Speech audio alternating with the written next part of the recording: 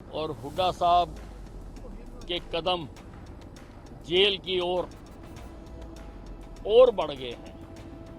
जाएंगे तो पक्के जेल में। ये कहते हैं न्याय यात्रा, तुम्हें प्रायश्चित यात्रा निकालनी चाहिए। मैं यही कहता हूं कि इनका 70 साल राज रहा, इन्होंने कभी कोशिश नहीं करी मंदिर बनाने की। मान लो आप राम जी को नहीं भी मानते, आप किसी और को मानते हो,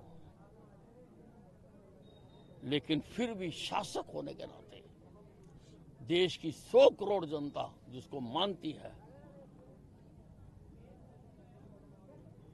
उसमें अगर कोई व्यवधान है तो उसको पूरा करना आपका धर्म है आपका।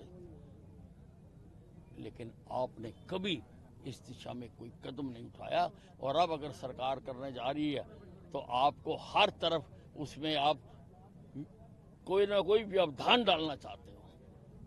ये सुर और असुर हर युग में रहे हैं।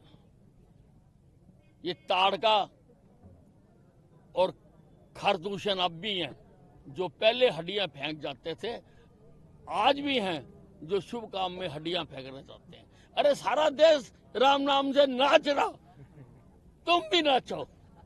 ऐसी खोटी बातें मत करो। तो इन्होंने अपने 10 साल के राज में कुकर्म किए,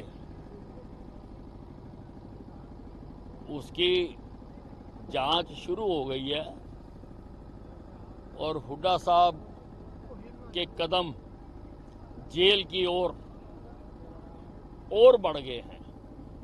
जाएंगे तो पक्के जेल में।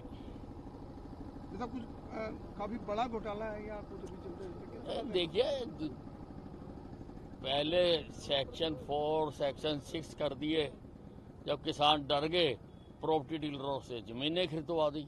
अब इसकी जांच तो ईडी कर रहा है ना जी, जांच कर रहा है, और काफी बड़ा घोटाला है। केजरीवाल जी तो ईडी के नोटिस का जवाब ही नहीं दे रहे।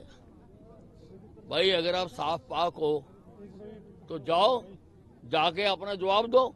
जिसके मन में चोर है वही भागता है।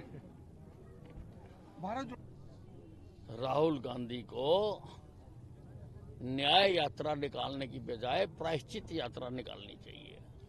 जो इस खानदान ने इस देश के साथ अन्याय किया है, देश का धर्म जाति के नाम पर बंटवारा करा दिया। ये कहते हैं कि हम सेकुलर हैं, धर्म के नाम पर हिंदू मुसलमान को लड़वा दिया, 1 लाख लोग मरवा दिए, 84 में सिखों के दंगे करवा दिए, 3,500 लोग तब मरवा दिए।